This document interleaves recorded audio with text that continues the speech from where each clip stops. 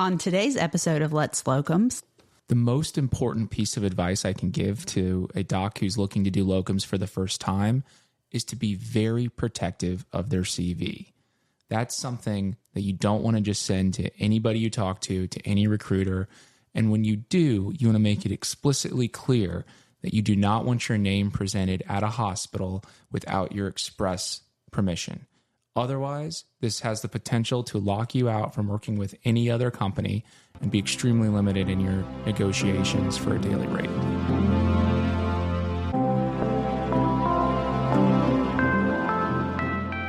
Welcome to Let's Locums, the podcast hosted by Drs. Mark and Allison Royer, ENT surgeons and the founders of SpecialtyLocums.com. Join us as we explore the world of Locum Tenens and help you navigate the options for a flexible and rewarding medical career. Hi, welcome to Let's Locums. This is Mark Royer, and I'm here with my wife, Allison Royer. We're ear, nose, and throat surgeons who work with SpecialtyLocums.com. We've had a couple of episodes already to talk about our background, give some context for how and why we started SpecialtyLocums.com and how it can help physicians achieve the work-life balance they may be looking for.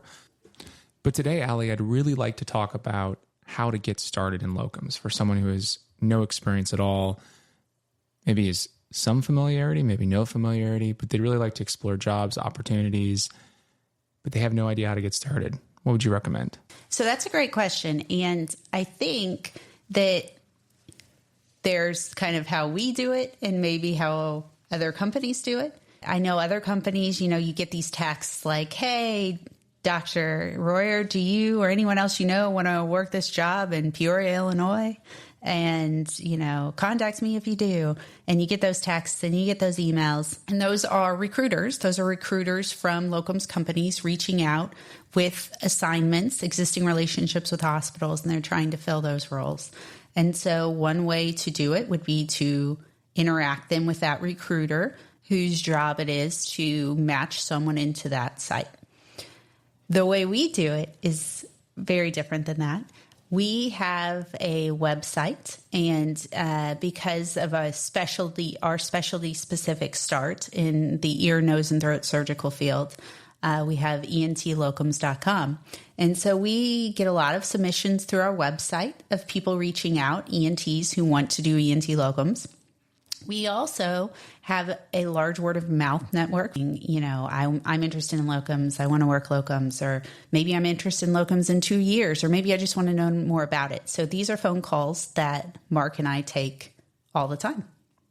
Yeah, that's right. And we don't really keep a job board. There are services that you can pay for to blast your job openings. The way they get those numbers is they're like Doximity will sell them to anybody who is willing to pay like $5,000 or $10,000. And so that's how they get your number. It's stuff that you at some point have signed up for a newsletter or an email, potentially or click even terms of service, or your academy or your board. That's right. Yeah, our academy sells that information. I'm sure it's a source of pretty significant source of revenue for them to be able to do that. Well, I think it's interesting because when we talk about a topic for a podcast, and it's if you're a physician who wants to work locums, how do you go about doing that? I think it's just remiss not to mention that that's the most traditional way, but it's also the way that we have departed from traditional locums in our own business and gone in a different direction. Right. And so for us, if you want to work locums, shoot us a message through our website, give us a text, we can talk about it. We all the time are talking to ENTs throughout the country who are at different positions in their careers, have different needs. But the commonality of locums is in their heads for some reason or another. Sometimes they're very serious about it. Like, what do you have right this minute? I'm very ready. Let's go. Sometimes it's way more vague interest, or maybe they just had a bad day at their existing job. That's pretty common. Which happens. You had a bad day. Relate. You pop open a bottle of wine, you get on and you start Googling. That's right. I get a lot of people reaching out through that. But we love talking to those people. Yeah, you have recruiters reaching out. So, yes. You can respond to those. You can obviously, if you're a specialty surgeon, either through entlocums.com, where we started, and now SpecialtyLocums.com, where we do all kind of things related to surgery, anesthesia, and then various subspecialties, reach out to us. But I think a way a lot of people do it, and just so listeners understand the wide variety of options and ways to go about it. I mean, what I would do is I would go to like LinkedIn, right? Sometimes jobs are posted on there. Usually though, it's a little bit kind of the Wild West, because you don't know if it's a middleman of a middleman of a middleman who's posted that job to then, send it to maybe then sell that lead to someone else. The big players in the field, is probably important to mention that if you're that do have actually their own jobs posted. Comp Health is probably the largest locums company. They're $1 billion locums company. They're owned by a publicly traded company called CHG. CHG also owns Weatherby, which is also a big player in the locum space, and Global Medical Staffing. Global Medical Staffing is, if people are interested in international locums, that tends to be the one that, like in New Zealand, for example, they're the only American company that has that ability to kind of work with the New Zealand government. The New Zealand government would prefer you contact them directly. So, going to the source is always a great idea. So Comp Health, Weatherby, locumtenens.com is not related to those companies, but they're also very large. And then I would say, if you go to the NALTO website, NALTO stands for National Association of Locum Tenens Organizations. It is just what it sounds like. It's the locum tenens companies have to agree to a certain code of ethics. They have to agree to insurance requirements and ways they interact with docs and clients. Our company's been a member of that for about 2.5 years now. That organization has tripled in size since we joined. Last I checked, they have over 150 members. They started with about 10 or 15 years ago. When we joined, there were probably about 50 or 60, maybe 70. It has really grown the number of members that they have. But NALTO has a way that you can go on there and put your name on there, and you'll be contacted immediately by probably 75 different companies. Frequently, when those come through, it's not uncommon to then get an email from NALTO afterwards saying, "Please, everybody, take this person off the list," because I think those are hot leads of people that are interested. Yes, so, and Mark serves on the ethics committee for NALTO, and That's so right. He, along with his fellow committee members, review issues that arise either from physicians who are working locums and have an issue with a locums company, or locums companies that have issues with other locums companies, and the ethics of those. So there is actual recourse for people who have issues. If you kind of start down that path, find a NALTO affiliated person to work with, and then an issue arises. That's exactly right. So that obviously we'd prefer any doc who is in our area of expertise work with us, but if not, then going through a NALTO company would be what I think we both would highly recommend. Absolutely. For if no other reason, then there is a place that you can go if you feel like you've been treated unethically. And so by that we mean examples, and we could do a whole episode on this, but examples of kind of what locums companies are not supposed to do is ruse a candidate. So say prices that aren't actually what you're going to get paid. You say, "Oh, you can make $1 million a day at this job if you let me present your name." Presenting candidates, like that's the other thing. When you be very careful sending your CV in and saying you can present, because then that locks you out of working with any other company. So those are some of the things that that are pitfalls. Recruiters presenting you to a hospital site if you haven't approved it, and if you're an NALTO member, if you're working with a NALTO member, then there are pathways to correct that and to censor that and to make that right. But there are a lot of companies that are out there that are not members. And so that would be an area to look in, is if you're going to go to a company directly, check, see if they're NALTO members, and then go from there. Yes. Okay. So you've looked online, you've reached out to us, or I think from there we're pretty similar. I think the kind of next steps and time frame. So yes. Let's say you found a job that you like, you're interested in, you've reached out to the recruiter or to our company, and you hear back, right? They call you back like, "Oh, great, thanks for reaching out. Here, let's schedule a time to talk about this position." Yes. What happens then? Yes. So at that point, you can expect to get a lot of information about the work that you would potentially be doing, the site, the hospital, the size, specifics about what the tasks involve. Will it be inpatient? Will it be outpatient? Will it be surgical? Will it be call coverage? Will you be staffing shifts? If you're a hospitalist or an ER physician, how often, or other shift work based specialties. How often will you be working? How many days on? How many off? How many days a month do they require coverage for? What types of patients? What level of trauma center?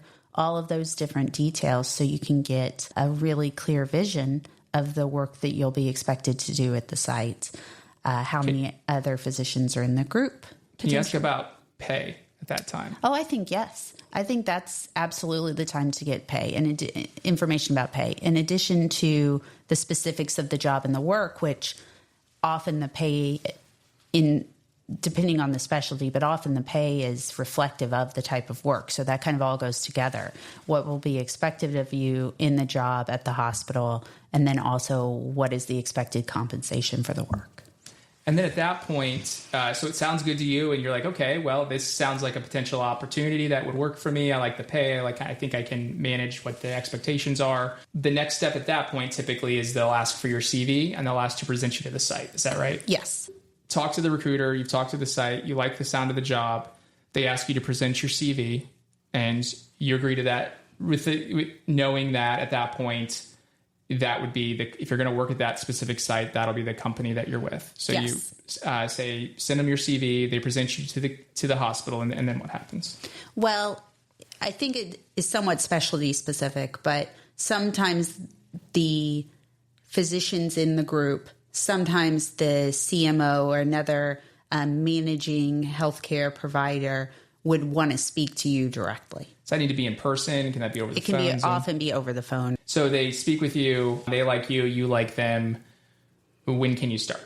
Yes. What happens then? Yes. So then you start the process of becoming potentially licensed if you don't already have a license in that state, credentialed with the hospital, potentially credentialed with payers, depending on if you're going to be billing for you or billing at a locums situation. And so additional credentialing and licensing steps, and then scheduling, working out what dates you're available, how often you'll be available, and then matching that up with the needs of the site. And typically what I find is there's not a very good understanding as far as those steps you just described, that kind of time frame with that. So Correct. You just said you've got licensing for the state, you've got credentialing. There's two types of credentialing. There's really three. There's credentialing for the locums company, which most all NALTO companies will require that they do their own due diligence on you, background check, checking education, checking residencies, etc. Personal references. Yep. Yes. And then there's the hospital credentialing to be able to get privileges. But then the big one that kind of sneaks up on people is the payer credentialing. Can you explain that a little bit? Yeah. So in order for the hospital site to bill for your services, certain payers require separate credentialing with their healthcare plans. And so that if you've started a job at a hospital in the past, you might be familiar with that, but that can take potentially months depending on the state and the site. In terms of duration of those three things, hospital credentialing, payer credentialing, and licensing, what I've seen is the quickest can be the hospital credentialing. And then the second would be licensing, state licensing. And then the third would be payer credentialing typically. I think that's correct. What type of timeframes would we be looking at? That's one of the most common questions I get asked when physicians reach out to us wanting to get information about locums. And I'll tell you what I tell them, which is it is highly variable depending on the state and the hospital. There are states that can get that executed within 6 to 8 weeks, mm-hmm. and there are states where it takes 6 to 8 months. And it really is variable. You want to be working with a company in that state that can give you very specific information. Right. And the states we operate in, we've done enough licensing that we have a good understanding of those states. Oh, we can, within a week or two. Yeah, we can give you an estimate. But I think as a rule of thumb, the chance that someone would reach out to us on the 1st of December and want to work later that month, I mean, that would almost be a 0% chance, right? Yes, that happens. And yes, that's very difficult to do unless you are already working in that state and then got emergency privileges. So they're already I can think of an exception. Yeah. So if you have a license in the state and the site was desperate enough to give you emergency privileges, you could execute it. But I what do you typically tell people? I usually tell them 6 months, 3 to 6 months. I say 3 to 6. And that would be like a site that was pretty motivated to get, like, they're like, oh, we're really overwhelmed. We need some call coverage. 3 to 6 month that would be if they weren't licensed, depending on the state. That's right. During COVID, some of those states were taking forever to get licensed in. I mean, we had one that was taking like almost 9 months, which was great. And we tried everything. We did letters of need. And finally, it all comes down to finding that one person. Find the number of that one person, and then you're good to go. You can actually like figure out what's going on. And so, that was the first time we had licensed in that state. But we haven't run into that for quite some time. No. I think the longest is about 3 months. But yeah, I usually tell when docs reach out, about 3 to 6 months. If it's an emergency, right? If there's a busy doc who's had like a medical issue and they're on leave, then there are exceptions where they can actually go ahead and emergency credential, which really is, they have some rules on that, but it essentially it requires signatures of some docs and on the medical staff. You're already licensed.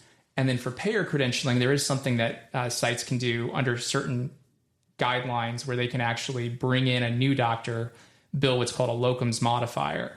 And if the doc is still working, that doesn't work, that they're covering for doesn't work. But if he's on medical leave or had some like maternity leave or some other medical issue or needed to be gone for whatever reason, and you're truly filling that slot, then theoretically you could do that, within a few weeks. All right. So you have your first shift scheduled. Anything else that? No, now the fun begins. You get to start working as a locums physician. Show up. What do they do for orientation? Yeah. So I should say, the show up part. So often there's a travel component. So you'll be working with your locums company to make travel plans that can involve driving and getting reimbursed. It can involve either your own car or a rental car. That can involve flights and your preferences for those. And then hotels are another big part of it. Often people have preferences on that front, and those can be accommodated. You should expect those to be accommodated. People have different needs. People have dietary needs and want to have Airbnbs or suite hotel rooms. Sometimes they'll bring their kids along. Sometimes they'll bring their children or other family members, spouses. All of those needs, you can expect those to be met with travel planning, to the ability of the region you're going to. Hotels, flights, and travel will be arranged, and then there will be orientation. The expectation is that you will be oriented as any new physician at a site would be oriented, even though you aren't a permanent employee. It's usually a day or two, depending on the system, of on-site orientation, and then sometimes paid orientation modules leading up to that can be done remotely. So if you're doing it from home and they require that you watch the hand washing one, we consider that part of orientation. So we request that be covered.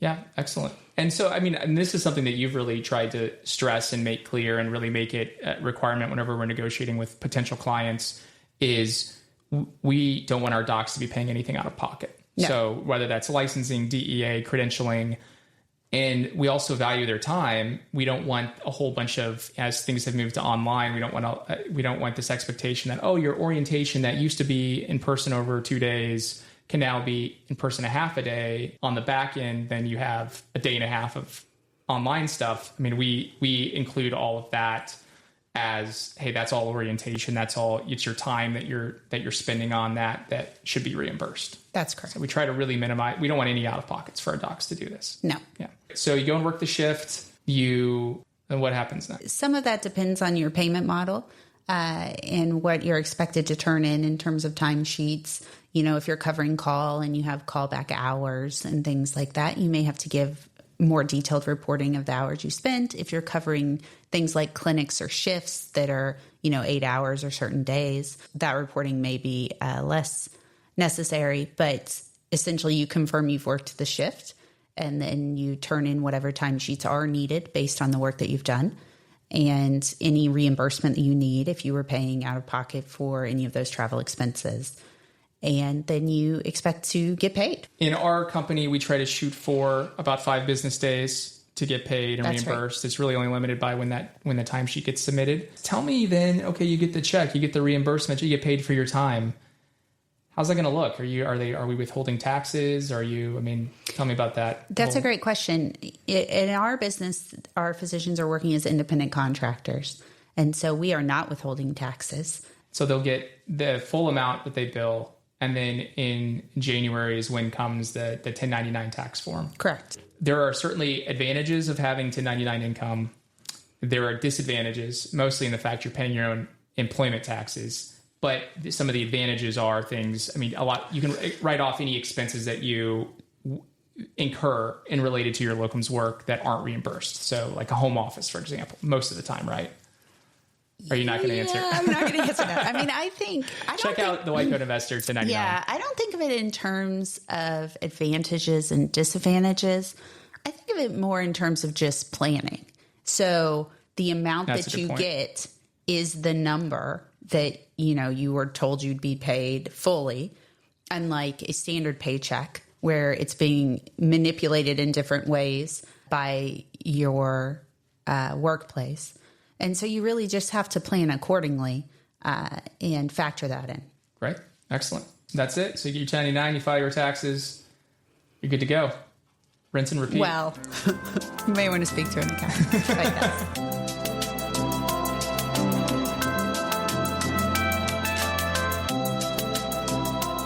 You have been listening to Let's Locums, a podcast brought to you by SpecialtyLocums.com and hosted by Drs. Mark and Allison Royer. SpecialtyLocums.com is a physician-run locum tenens company. We're dedicated to providing the best locum tenens opportunities for our amazing healthcare providers. Join us every week as we dive deep into the world of locum tenens.